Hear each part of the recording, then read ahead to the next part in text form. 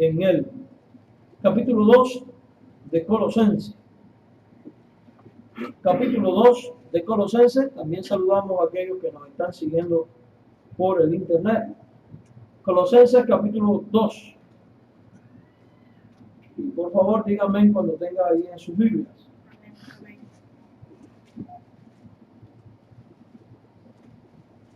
Colosenses capítulo número 2. Colosenses capítulo número 2. ¿Todos ya? Bien. Bueno, a los del internet no lo podemos plantar. Espero que estén listos, ¿eh? Colosenses capítulo 2. Porque quiero que sepáis cuán gran lucha sostengo por vosotros, y por los que están en la Odisea, y por todos los que nunca han visto mi rostro, para que sean consolados sus corazones, unidos en amor, hasta alcanzar todas las riquezas de pleno entendimiento, a fin de conocer el misterio de Dios, el Padre y de Cristo, en quien están escondidos todos los tesoros de la sabiduría y del conocimiento. Y esto lo digo para que nadie os engañe con palabras persuasivas, porque aunque estoy ausente en cuerpo, no obstante en espíritu estoy con vosotros, y gozándome y mirando vuestro buen orden y la firmeza de vuestra fe en Cristo. Por tanto, de la manera que habéis recibido al Señor Jesucristo, ¿qué dice la Biblia? Andad, ¿en qué? Andad en Él, arraigados y sobreedificados en Él, y confirmados en la fe, así como habéis sido enseñados, abundando en acciones de gracias. Mira que nadie os engañe por medio de filosofías y huecas sutilezas, según las tradiciones de los hombres, conforme a los rudimentos del mundo y no según Cristo, porque en Él habita corporalmente toda la plenitud de la deidad. Vamos a leer todos juntos el verso 10. Y vosotros estáis completos en Él, que es la cabeza de todo principado y potestad. En Él también fuisteis circuncidados, con circuncisión no hecha a mano, al echar de vosotros el cuerpo del pecado, el cuerpo pecaminoso carnal, en la circuncisión de Cristo, sepultado con Él en el bautismo, en el cual fuisteis también resucitados con Él mediante la fe en el poder de Dios que le levantó de los muertos. Y a vosotros, estando muertos en pecados y en la incircuncisión de vuestra carne, os dio vida juntamente con Él, perdonándoos todos los pecados, anulando el acta de los decretos que había contra nosotros, que nos era contraria, quitándola de en medio y clavándola en la cruz, y despojando a los principados y a las potestades, y los exhibió públicamente, triunfando sobre ellos en la cruz. Oramos. Padre, dirígenos en el estudio de tu palabra. Háblanos porque tenemos necesidad de ti. Señor, te imploramos tu asistencia. Prepara nuestro corazón para recibir estas verdades y disponnos para poderlas obedecer en todo tiempo. Por Jesucristo, amén. Como decía anteriormente, la Biblia dice en este pasaje, y para mí es el punto central del mensaje de hoy, y por eso le pusimos este título, dice que estamos completos en Él. ¿Qué le viene a usted a la mente cuando piensa estamos completos en Él?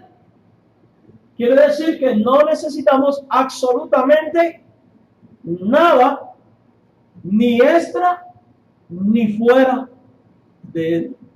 Porque todo cuanto yo necesito en materia de fe, en materia de salvación, de madurez, de crecimiento, de conocimiento, lo tengo en la persona de Jesucristo.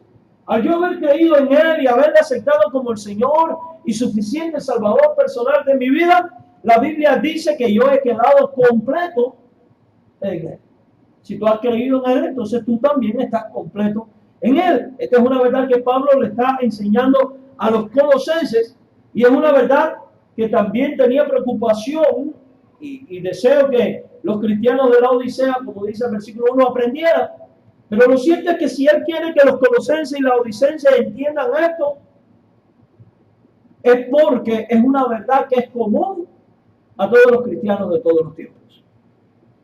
Por tanto, si viene alguien con un evangelio diferente, con una enseñanza distinta a la revelada en la Biblia, distinta al mensaje que hemos recibido de los apóstoles y que ha quedado plasmado en la palabra de Dios, mis oídos tienen que cerrarse, mi corazón también, y mi vista y mi voluntad. Una de las características de los falsos profetas y de las falsas iglesias es reclamar que ellos tienen una revelación única y especial de Dios y de su iglesia y que es distinta a las demás iglesias existentes en el mundo. Por ejemplo, si usted habla con un mormón, le va a decir que Juan Smith recibió una revelación única y diferente y un llamado especial para restaurar la iglesia de Jesucristo. Y va a encontrar mensajes tales como estos: que la obra de Cristo en la cruz no fue del todo suficiente y que por tanto Dios tuvo que enviar un nuevo profeta que era Joseph Smith para conducir y restaurar a la iglesia pervertida. Por eso usted leer el libro de Mormón dice Nuevo Testamento, otro Nuevo Testamento de Jesucristo. Si usted encuentra personas tales como los católicos romanos, se va a encontrar que entre ellos hay un dogma de la iglesia que dice Dios es Padre, la iglesia es Madre y fuera de Roma no hay salvación. Esto es interesante, está en el catecismo. Si usted encuentra personas como los testigos de Jehová, le van a decir de que ellos y solo ellos tienen la verdad. Le van a decir cosas tales como esta: que los únicos que tienen en este momento, los únicos que son los profetas verdaderos de Jehová son ellos y que Dios los ha llamado de manera especial a restaurar al mundo. Amados hermanos, nosotros al contemplar nuestro escenario diríamos: nuestro mundo es distinto al mundo de los colosenses, porque ellos no tenían a los mormones, no tenían a los testigos de Jehová, no tenían a los católicos romanos, ellos no tenían los llamados apóstoles de hoy que también andan enseñando toda una sarta de herejías. Miren, mis queridos hermanos, permítame enseñarles algo, permítame decirles algo. Esto que nosotros vemos a nuestro alrededor no es nada absolutamente nuevo. La diferencia radica en que en los tiempos de la Biblia, en los tiempos de la iglesia de Colosas y en los tiempos en los cuales Pablo está escribiendo esta carta, existían las mismas costumbres, las mismas ideas, con distintos nombres.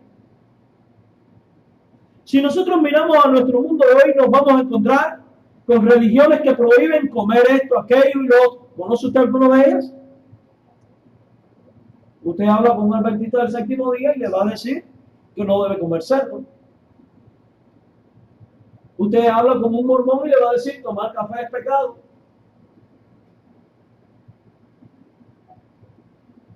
Hay religiones que andan prohibiendo festividades, o sea, determinadas fiestas. Usted habla, por ejemplo, con un testigo de Jehová y le va a decir que es un pecado celebrar un cumpleaños. Claro, es un pecado celebrar un cumpleaños, pero no es un pecado reunirse 4 o 5 testigos de Jehová para emborracharse y acabar con Troya, porque lo hacen.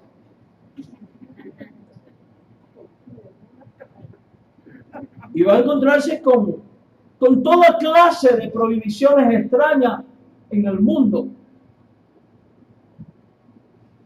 mal llamado cristianismo, porque el verdadero cristianismo no tiene nada que ver con eso. Y nosotros estamos en medio de una sociedad expuestos a todas estas cosas. También los creyentes de Colosas estaban expuestos a todas estas cosas. Pablo dice la Biblia que sostiene lucha por los colosenses y los laodicenses. En el versículo 1 dice: porque quiero que sepáis.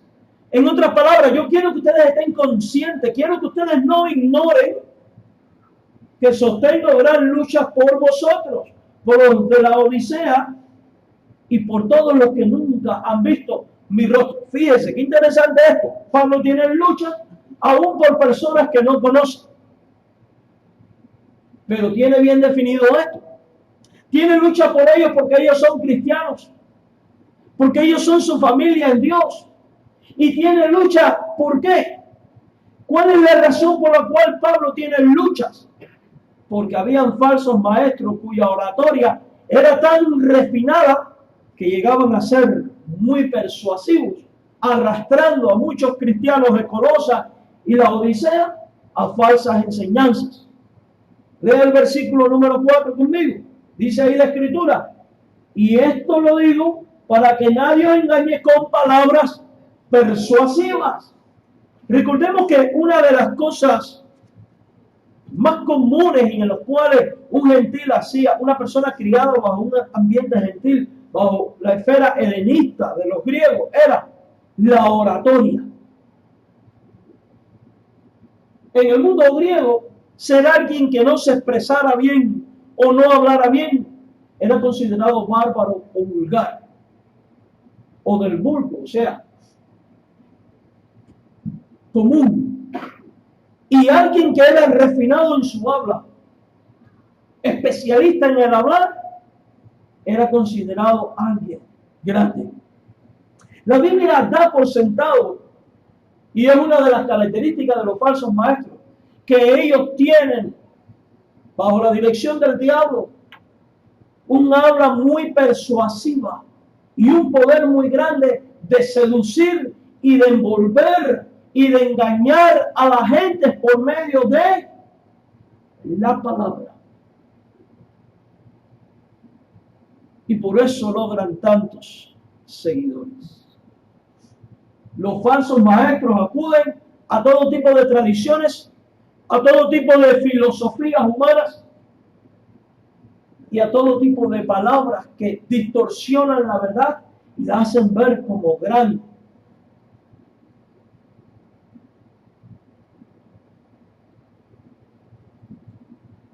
Pero su palabrería no son otra cosa que una falsa interpretación de la Escritura. Porque interpretar la Escritura es algo muy importante. Si usted agarra un pasaje de la Escritura y lo aísla del resto de su contexto y de la Biblia toda, usted puede afirmar hasta por la Biblia que Dios no existe. Si usted lee, por ejemplo, el Salmo 14, una parte que dice, no hay Dios, y solo esa parte, ¿qué va a pasar? Usted va a creer que Dios no existe. Pero ¿qué dice el pasaje completo? Dijo el necio en su corazón, no hay Dios. Es diferente, ¿eh? Por eso después dice, no hay quien busca a Dios, no hay quien haga lo bueno, no hay ni siquiera uno, etcétera, etcétera, etcétera.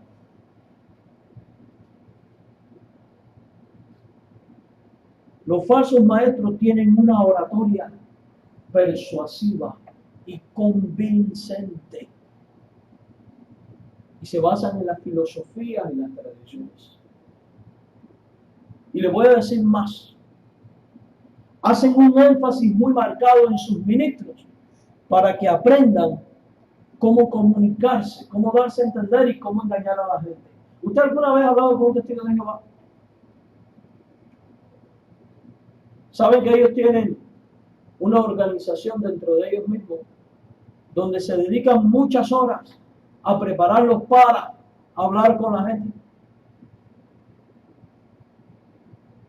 Y sus maestros los envuelven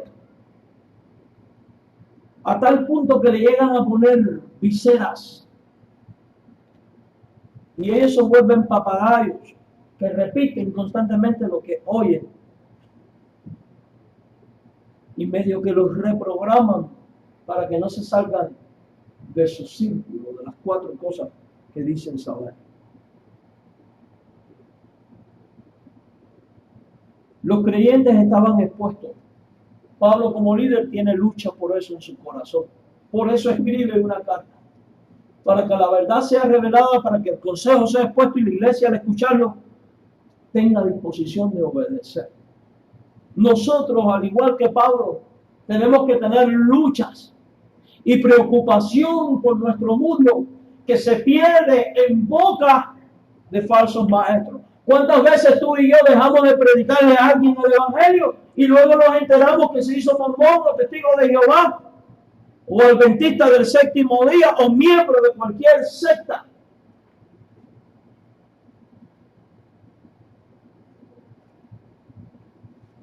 Debemos tener preocupación por lo que nuestros hijos están escuchando y por lo que nosotros mismos escuchamos a diario. Hemos llegado a un punto en nuestra sociedad donde la gente tiene comezón de oír, pero tristemente se están sentando a oír doctrinas de demonios. Y la Biblia lo dice. La gente tiene comezón de oír y están buscando en los lugares equivocados. Y quiero decir algo. Cuando digo buscando en los lugares equivocados, no estoy queriendo decir de manera implícita que el lugar correcto es este.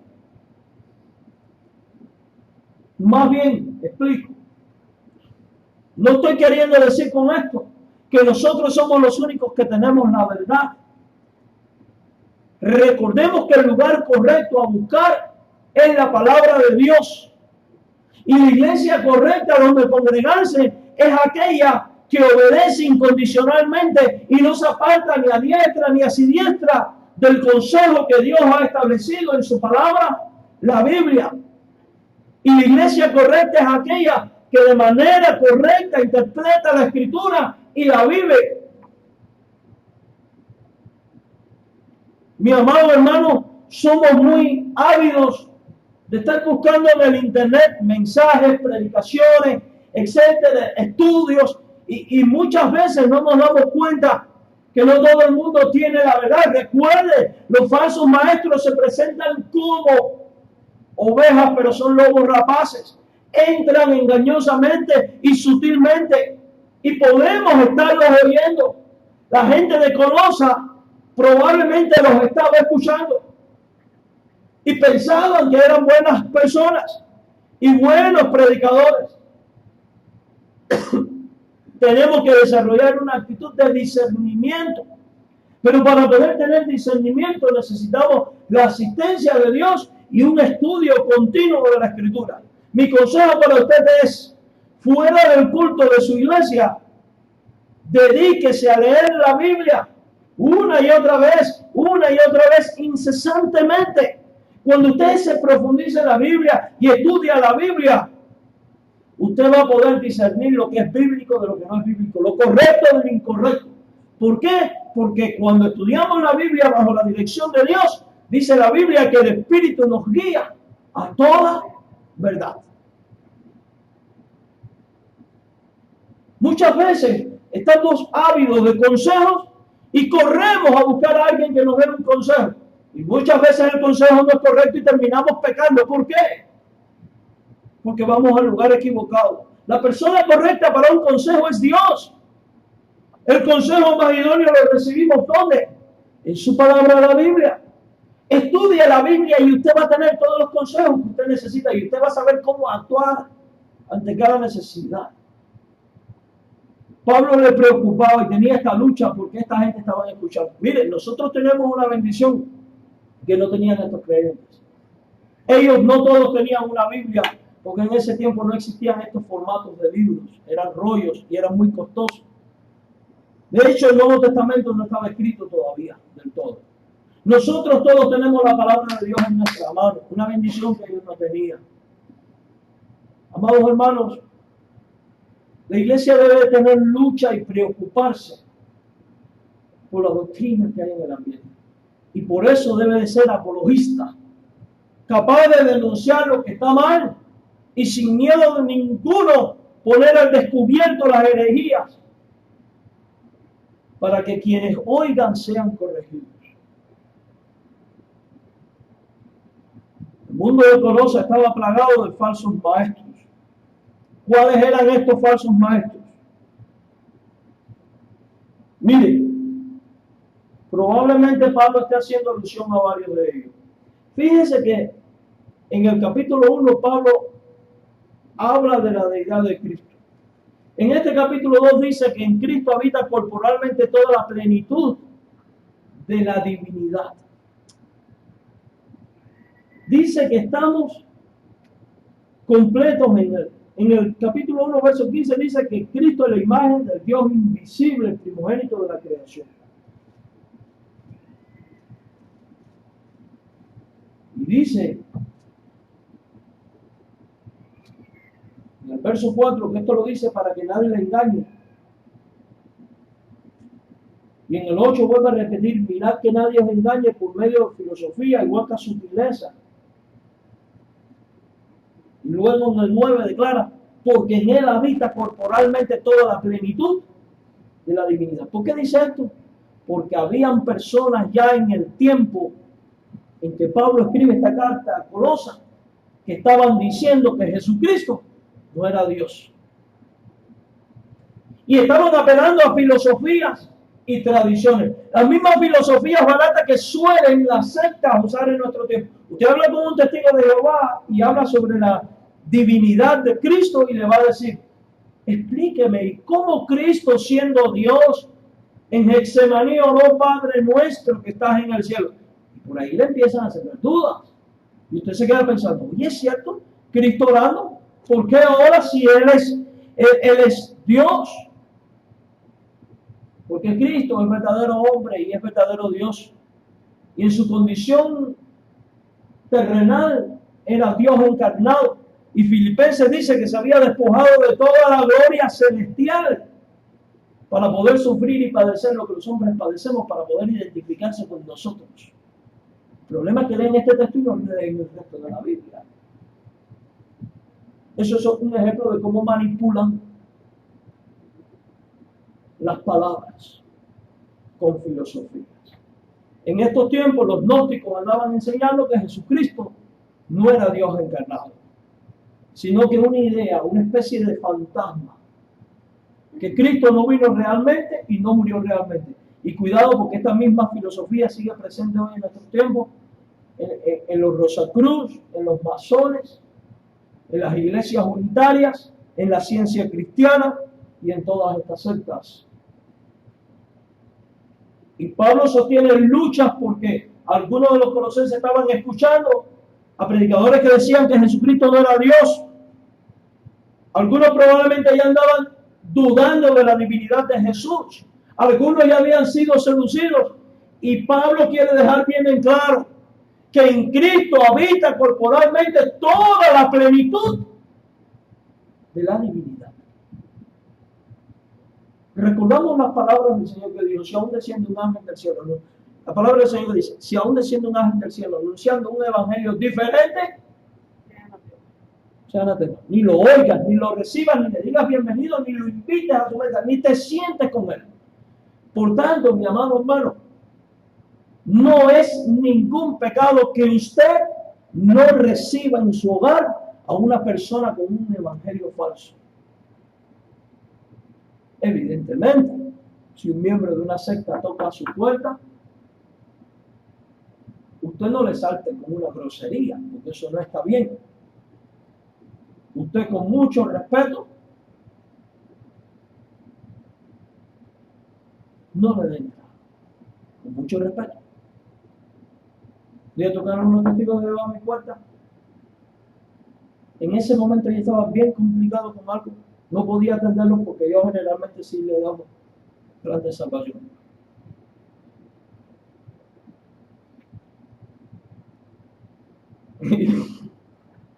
Y me viene con su historia y su cosa. Le digo, perdón un momento, mira, la Biblia a mí me enseña que si alguien viene con un evangelio distinto, no lo recibas. No te puedo recibir porque ustedes no son verdaderos cristianos. Nosotros sí somos verdaderos cristianos. Mira, yo no voy a caer en tu juego. Ustedes no creen que Jesucristo es Dios. Ustedes no creen que todo creyente tiene el Espíritu Santo. Ustedes no creen en la persona del Espíritu Santo. Ustedes se han equivocado en profecías falsas que han dado con respecto a la venida de Cristo. Y en un sinnúmero de cosas que no vamos a debatir ahora, yo estoy consciente de quién han creído y no tengo por qué escucharte. Porque si yo fuera a tocar la puerta de tu casa, tú no me recibes. ¿Sabía usted que si usted visita un testigo de Jehová para predicar, él no lo recibe? Y tienen prohibido leer todo tipo de literatura que no sea la de ellos. Así que, con su permiso, bye. Mi querido hermano en el Señor,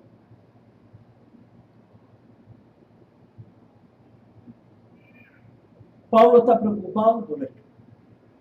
También había otro tipo de falsos maestros, los judaizantes, con sus enseñanzas legalistas en cuanto a la circuncisión, sus festividades, el día de reposo, alimentos puros o impuros. Lee el verso 11. En él también fuiste circuncidado con circuncisión no hecha a mano, al echar de vosotros el cuerpo pecaminoso carnal. Leamos el 16 al 17. Por tanto, nadie os juzgue en comida o en bebida, en cuanto a días de fiesta, lunas nuevas o días de reposo, todos los cuales sombra de lo que ha de venir, pero el cuerpo es de Cristo. ¿Por qué dice esto?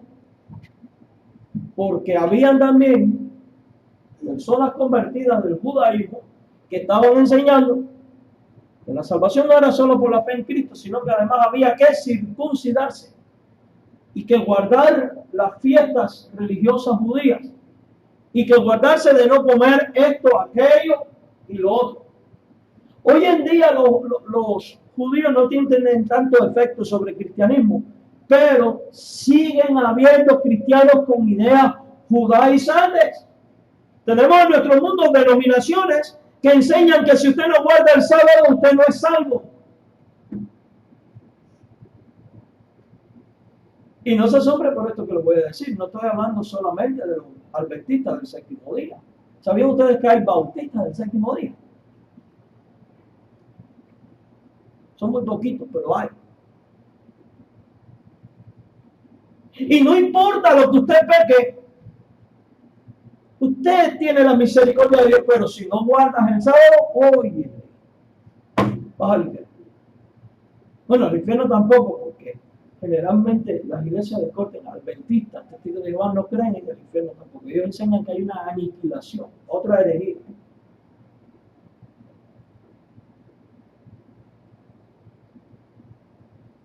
¿Se da cuenta de lo que dice el verso? ¿Se da cuenta? El reino de Dios no consiste en comidas, en bebidas. No tiene nada que ver con qué como, qué no como. De hecho, uno de los mensajes en las epístolas pastorales dice que todo alimento que se toma con acción de gracia es, ¿qué cosa? Santificado. Todo alimento que se toma con acción de gracias. Entonces, el reino de Dios no tiene nada que ver con qué como y qué no como, qué día guardo, qué día no guardo. Déjeme decirle algo, los cristianos en la Biblia hacían énfasis en el domingo por la resurrección del Señor. Las ofrendas las recogían. Y digo esto porque los adventistas andan diciendo que quien estableció el domingo como día de oración fue Constantino en el año 300 y algo. No es cierto. Hechos 27, léalo. ¿Qué dice? Que partían el pan cada domingo. Que se enseñaba los domingos. ¿Cuándo estaban reunidos cuándo vino el Pentecostés? El derramamiento del Espíritu. Domingo, el día del Señor. El primer día de la semana, dice la Biblia. ¿Cuándo recogían las ofrendas para los necesitados? Cada primer día de la semana, cada quien aparte según ha prosperado. Domingo. Ahora, eso no quiere decir que el domingo es más santo que los otros días, porque en la Biblia vemos que los cristianos primitivos se reunían todos los días. Para nosotros cada día es importante. Entonces hay que tener cuidado porque nosotros estamos expuestos a lo mismo que estaban expuestos los colosenses.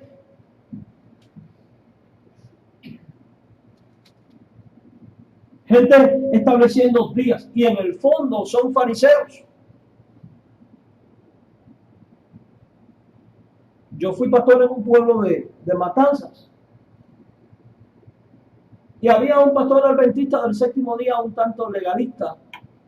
Siempre andaba con el asunto de su día sábado y su cosa. Y cada vez que encontraba un miembro de nuestra iglesia lo atacaba. A mí nunca me daba la cara.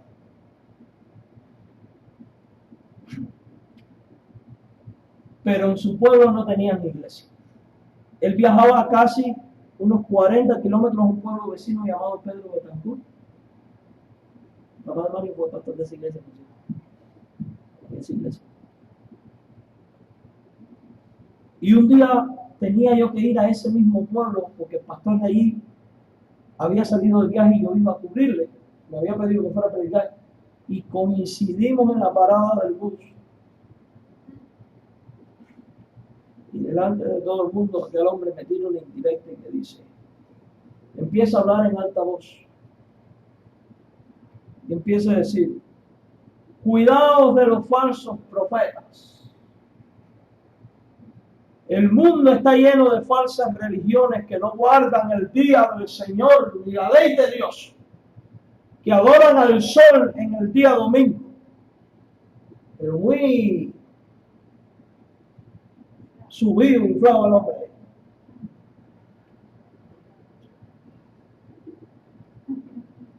Yo bien calmado y bajito le dije, fariseos hipócritas, sepulcros blanqueados, dice la Biblia, porque la ley de Dios manda que en el día sábado no se enyunte ni tu asno ni tu buey, ni camines más de un tiro de piedra.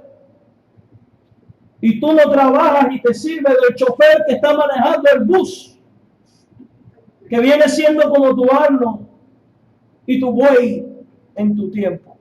Y estás caminando más de 40 y tantos kilómetros para ir a congregarte. Está violando la ley de Dios.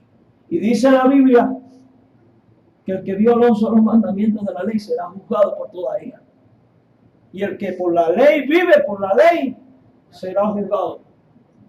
Así que ¿de qué te sirve guardar tu sábado falsamente? Cuídense, le diga la gente de los sepulcros blanqueados. El hombre de luz se fue, no dijo nada. Pero lo dije muy calmado, ¿eh? No se me salió. Él fue que se fue. Bueno, ¿estás preparado para presentar defensa, eh? El que estaba oyendo necesitaba oír. Nunca más lo vi, la verdad. Mis queridos hermanos, hoy en día tenemos gente que a nuestro alrededor no celebres esto, ni aquello, ni lo otro, no hagas esto, no comas esto, no hagas lo otro. El reino de Dios no consiste en nada de eso. Usted preocúpese por vivir en Cristo y a Cristo, conforme a Cristo. Ellos también estaban rodeados de los gnósticos, una secta que decía que el cuerpo, la carne era dañina, el espíritu puro, y que el espíritu había sido encarcelado en la carne y que debía ser liberado de la carne, y que esa liberación solo venía por adquirir conocimiento filosófico. Por eso Pablo dice, verso 17, dice ahí, dice la escritura, que debemos cuidarnos de los que vienen con, verso 8, disculpa, 2:8. Mira que nadie engañe por medio de filosofía y vuestras sutilezas, según las tradiciones de los hombres, conforme a los rudimentos del mundo, y no según Cristo.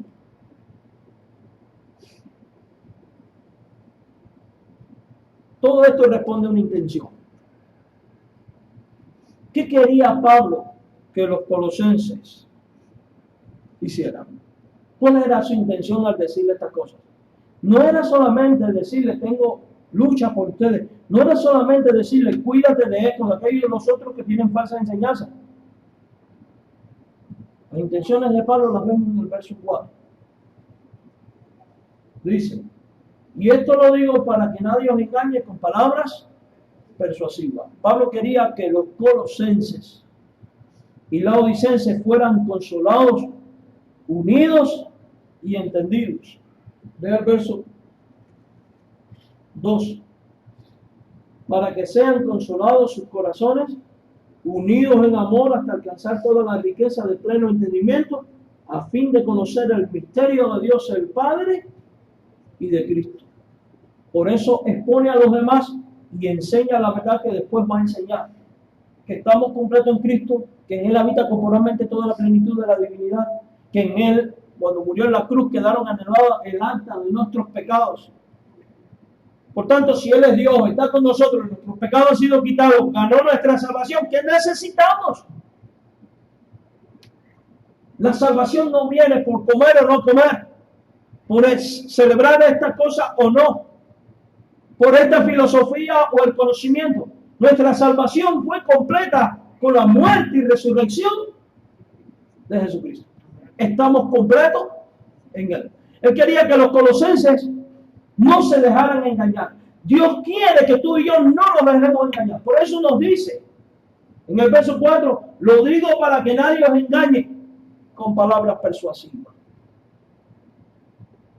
El propósito de Pablo es que los creyentes permanecieran en la verdad. Y nos deja esta enseñanza de la Biblia porque Dios quiere que tú y yo permanezcamos firmes en la verdad que hemos recibido, no por predicadores, sino por Dios mismo. ¿A través de qué? De su palabra, la Biblia. ¿Cuál es el consejo de Pablo y la actitud que deben seguir a los colosenses?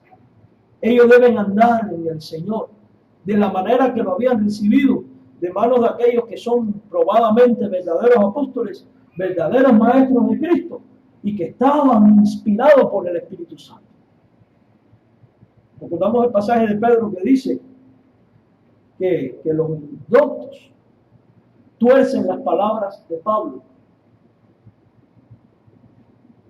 y le da crédito al mensaje de Pablo como algo inspirado de Dios. Y ahora le dice aquí,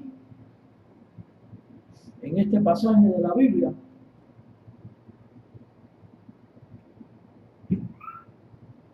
verso 6, de manera que habéis recibido al Señor, matad en Él. La pregunta es, ¿cómo se recibe al Señor? ¿Cómo? Reconociendo que somos pecadores. Reconociendo que el único medio de salvación es a través del sacrificio de Cristo en la cruz. Reconociendo que al creer en Él, nuestros pecados son quitados y recibimos la vida eterna y la esperanza de la resurrección y libertad del infierno. Y esa verdad debía permanecer. Y reconocer que Jesucristo es el Hijo del Dios bendito, en quien habita la plenitud de la divinidad y en quien estamos completos. Por tanto, aprendamos esta lección. Siendo que estamos completos en Él, ¿qué necesidad tengo de estar oyendo a alguien que es probadamente un falso maestro? ¿Qué tengo yo que sentarme a hablar con un testigo de Jehová? A oír. No, es que son buenas personas. No son buenas personas. Aparentan ser ovejas, pero son lobos rapaces. Vienen con la intención, guiada por el diablo, para apartarle de la verdad. Y lo mismo ocurre no con ellos, con cualquier secta. ¿Qué pasa con los movimientos neopentecostales y carismáticos? Están viniendo también con un evangelio falso, que si estás en comunión con este apóstol estás bendecido. ¿Quién le dijo eso a usted?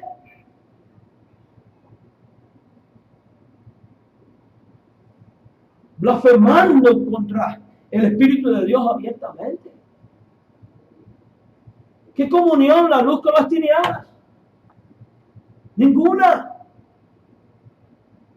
Y tristemente nos dejamos seducir por las filosofías baratas de todos estos movimientos. Y usted oía personas que han estado toda la vida en un buen camino, que después resultan diciéndole, es que no sentía nada. ¿Quién le dijo a usted que el evangelio se basa en sentimientos? Engañoso es el corazón más que todas las cosas. ¿No entienden eso? Mi corazón me puede engañar. Mis sentimientos me pueden engañar. La conciencia puede estar cauterizada. Es la palabra de Dios la que no me va a engañar. Entonces, de la manera que uno ha recibido la palabra, ahí debe permanecer. en Cristo. Si este me viene diciendo ahora Cristo no es Dios, váyase a la porra. No tengo nada que ver contigo, apártate de mí, Satanás. Si aquel me viene diciendo que además de la cruz es necesario bautizarte, porque si no, no vas a ir al cielo, fuera de aquí. Porque la Biblia dice que la salvación es solo en Cristo. Si aquel me viene diciendo que si no perteneces a esta denominación, no eres salvo, fuera de aquí también. Porque la Biblia dice que la salvación es en Cristo, no en una denominación, ni en una iglesia en particular. Llámese bautista, pentecostal, presbiteriana, católica, testigo de Jehová, o con quien en los muchos, como le da la gana. No, mi hermano. Y por eso Pablo le dice en el versículo 7 que ellos deben arraigarse en Cristo. El problema de nuestra generación y de muchos en Colosas era que se estaban arraigando en las enseñanzas de los hombres, en la filosofía de los hombres, pero Dios nos dice claramente en el verso 7, arraigados y sobreedificados en Él. No en la iglesia, no en un pastor, no en una persona, sino en quién? En Cristo. Arraigarse en Cristo, echar raíces en Cristo, agárrate de Cristo. Entonces, ¿cómo yo me arraigo en Cristo? A través del medio que Cristo ha dejado para que echemos raíces en Él. ¿Cuál es? Su palabra. ¿No es la iglesia? Las iglesias pueden malinterpretar la palabra. No son los hombres, pueden malinterpretar la palabra. Es Cristo. ¿Se dan cuenta que dice en Él? Entonces yo tengo que acudir a Él. Tengo que arraigarme en Él.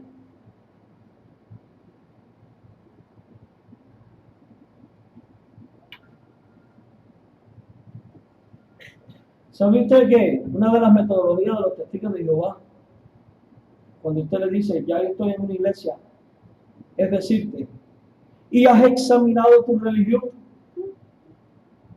Es uno de sus mecanismos. Yo hice un curso para cómo evangelizar testigos de Jehová, por eso conozco todas estas cosas. ¿Has examinado tu religión? Una vez me vino uno con esa historia y tú has examinado la tuya, a ver, vamos a examinarla. ¿Sabes lo que dijo Charles Russell en octubre del año 1986? Que Armagedón venía en octubre de 1914 y no vino. Y dice Deuteronomio que un profeta que se atreviera a decir mensajes de parte de Dios no es un cumple, tal es un mentiroso y un falso. Después Rutherford, el sucesor de Charles Russell en la organización, dijo que es que se habían equivocado en la fecha y que Armagedón venía en el 1916. Tampoco se cumplió. Después escribió su gran discurso. Armagedón está al doblante de la esquina. Viene en el 1925. Van a resucitar Abraham, Isaac y Jacob. Construyeron aquí en California una mansión inmensa que después la demolieron. Porque en el 25 iban a resucitar. Viene la Gran Depresión de los Estados Unidos. ¿Quién vivió en la gran mansión? Rutherford. Tenía una colección de Mercedes-Benz en medio de un tiempo cuando este país estaba inmerso en las más grandes de las miserias que ha tenido. Cuando llegó el 25 y no se cumplió lo dicho, más de 3 millones abandonaron a los testigos de Jehová. Y fue cuando implantaron la enseñanza de que Armagedón no había venido en 1914, sino que en 1914 Cristo había venido pero invisible a la tierra. Y fijaron la fecha después para el año 78. Tampoco se cumplió. Y fue la última vez que le pusieron fecha. Usted habla con un testigo de Jehová en estos tiempos y va a decir todo eso es mentira. No es mentira. Examina tu religión, busca las atalayas. No es mentira.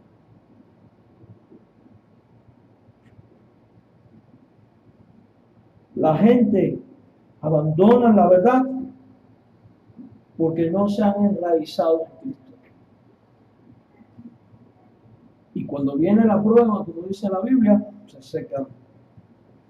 Los cristianos deben edificar su vida, dice el verso 7, sobre Cristo.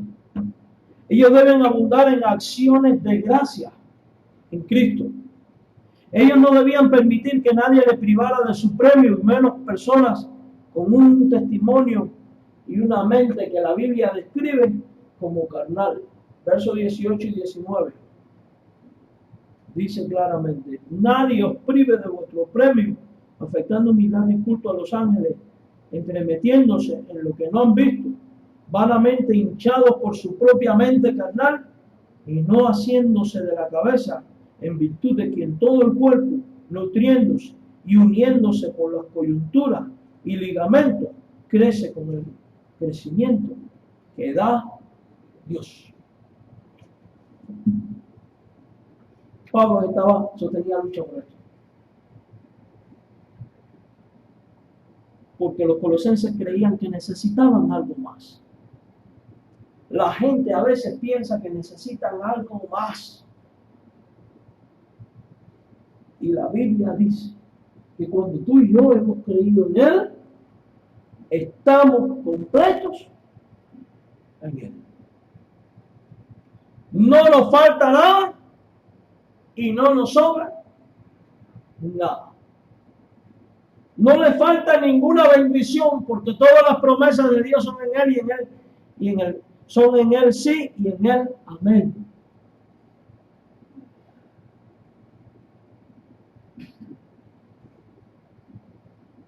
No nos falta nada. Diga, ¿qué nueva revelación puede haber para este mundo que no esté contenida en la palabra? Ninguna. La gente hoy en día anda reclamando muchas revelaciones. Cuidado. Una de las cosas que se ocurre para el fin de los tiempos es falsas profecías, falsas revelaciones. Todo cuanto tenemos está aquí, hermanos. Entonces, en cuanto a salvación, estoy completo en Cristo. En cuanto a revelación, también estoy completo en Cristo. Porque dice que Él es la imagen del Dios invisible. Y dice Hebreo que en estos tiempos nos ha hablado por medio de Jesucristo su Hijo.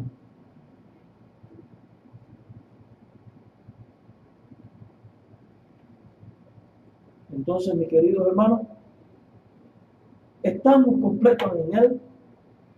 Quiere decir que no necesitamos nada más.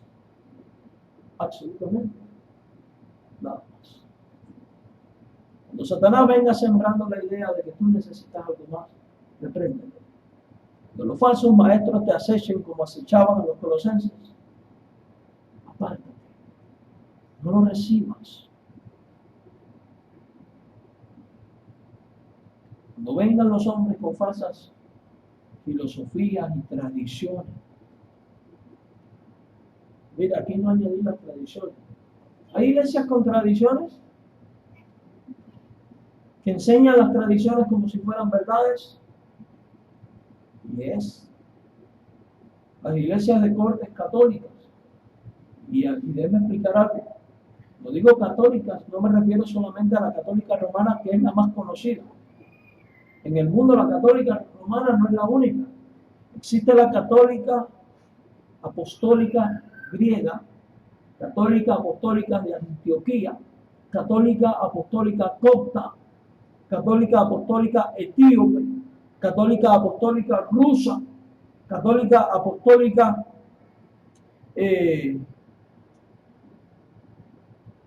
no me acuerdo esta que es de Europa del Norte también. Existe la católica apostólica anglicana, que aquí en Estados Unidos se conoce como episcopales. Existen las católicas apostólicas independientes, la católica apostólica antigua, la católica apostólica palmariana, la católica apostólica esenia. Todos esos son iglesias católicas con sus respectivos papas, el papa copto, el griego, el egipcio, el no sé qué.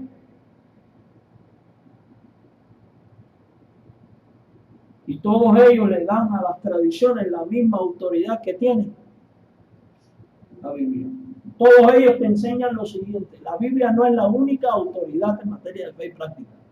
Además de la Biblia, también es la tradición. Y por eso usted se encuentra cosas tales como que llegar a la iglesia y no hacer esto es casi que un pecado. ¿Y dónde manda la Biblia a hacer cruces y cosas? ¿Dónde lo manda? Y lo establecen como don. Porque usted va a aprender los catecismos que le enseña. La primera lección, ¿cuál es? Dios es Padre, Hijo y Espíritu Santo, verdadero Dios y verdadero hombre. Por eso nos presignamos en el nombre del Padre, del Hijo y del Espíritu Santo. Y cuando se sale, no se le da la espalda al sagrario, porque Cristo está presente ahí. ¿Dónde dice eso la Biblia?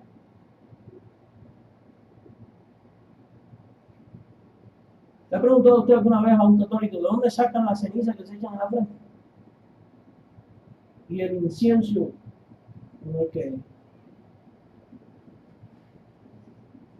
y las vestiduras que se pone el cura.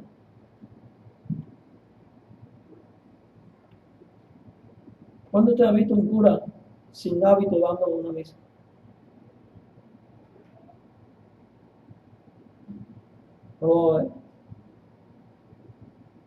No podrá meter luego borracho o acabando con Troya, pero a la hora de su culto.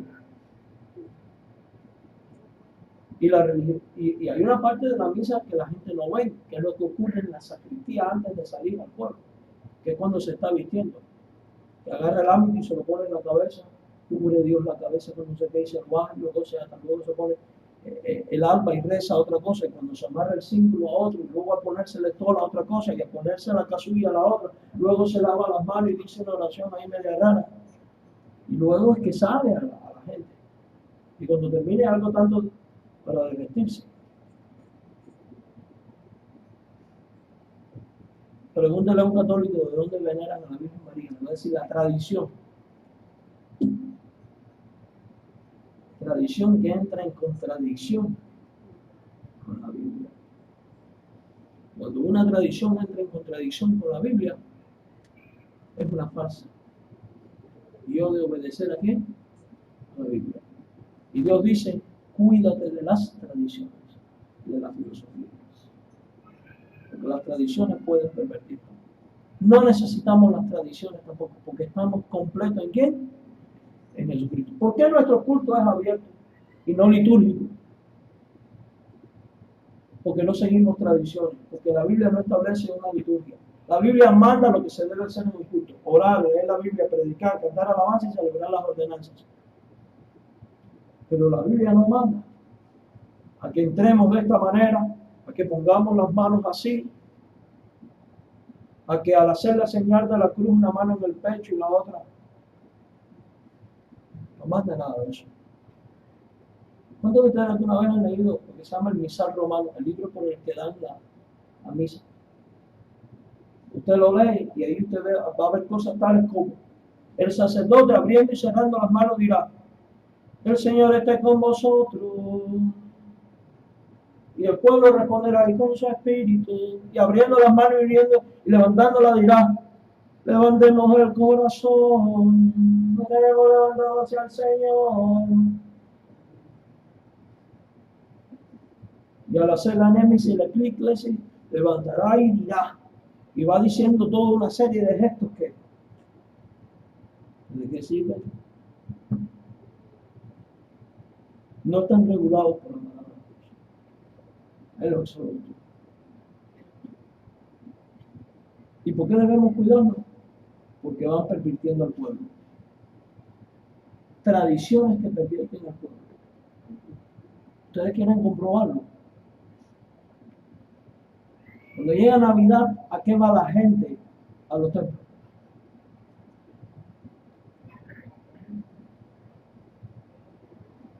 Ay, es que el niño Dios es muy milagroso.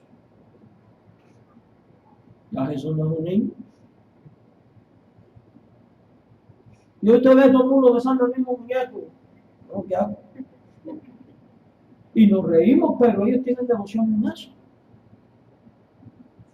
Pero cuando llega el día de Semana Santa, la gente no va porque Cristo murió y resucitó. La gente va porque le van a dar un huevo bendito que trae buena suerte. Y si es el día de la Virgen, por favor, ese día va más gente que nunca. No es ni siquiera porque María fue la madre del Señor, sino porque me puede dar. En la filosofía de ellos. Falsas enseñanzas. Que en el fondo, humanos, pervierten a la gente. Y arrastran a muchos a pecados inimaginables. Hay lugares que si usted dice algo de la Virgen lo pueden linchar. Conozco personas que están sufriendo en manos de sus propios padres porque no se dejaron poner la ceniza en la frente. Tengo una vecina que se puso una ceniza de esa una vez. Ya yo sabía lo que era, pero yo como que le digo, oye, cocinaste con leña, tienes un tine en la frente. Y dice así, oye, hermano, casi me he dado esos vamos por la cara. Y lo triste es que la gente llega a desarrollar las tradiciones como verdades. Y todas las tradiciones terminan alejando a la gente de Cristo y haciéndole ver que necesitan algo más.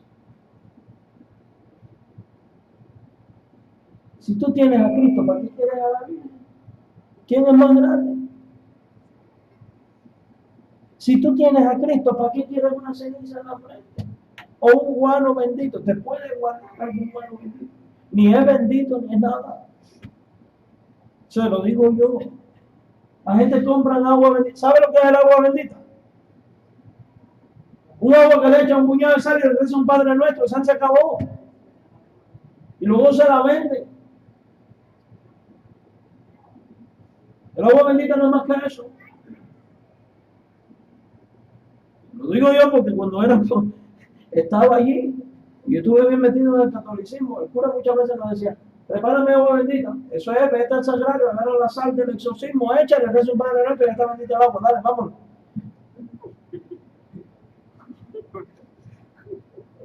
La misma agua que pusieron al muchacho a la cabeza fue la de rey, la vendía. Y la gente llega a darle poder a esa agua. Sí, mi hermano. Mire, yo recuerdo que una vez en Cuba hay un santuario que le llaman el Rincón. Veneran a San Lázaro. Allí hay una gran fuente de agua que según dicen que el agua es bendita y milagrosa. Yo fui con mi abuela. Ella fue a su asunto.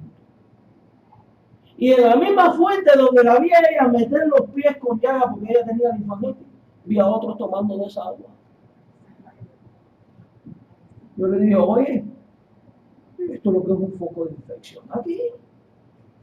Y los cubanos que hay aquí han ido ahí saben lo que estoy diciendo. En la misma agua la gente se lava los pies y otros van y toman. Y les llegan a dar más poder al agua que a otra cosa. ¿Se da cuenta de lo que nos convierte las tradiciones en idólatras? En seres despreciables ante Dios. Porque todo lo que no le da la gloria a Dios se vuelve despreciable ante su presencia. Usted y yo no necesitamos de eso porque estamos completos en Él. Oramos. Gracias, Padre, por la oportunidad de leer tu palabra y de estudiarla. Gracias porque en Cristo estamos completos y no necesitamos nada más. Él es Dios. Él es la fuente de nuestra salvación y la esperanza de vida eterna. Ten misericordia de aquellos que no conocen esta verdad y permítenos alcanzarles. A los que andan dudando, confírmales, Señor, y guárdales de las acechanzas de María. Tu bendición sea con nosotros, Señor. Ahora llévanos con bien a nuestro hogar. En Jesucristo. Amén.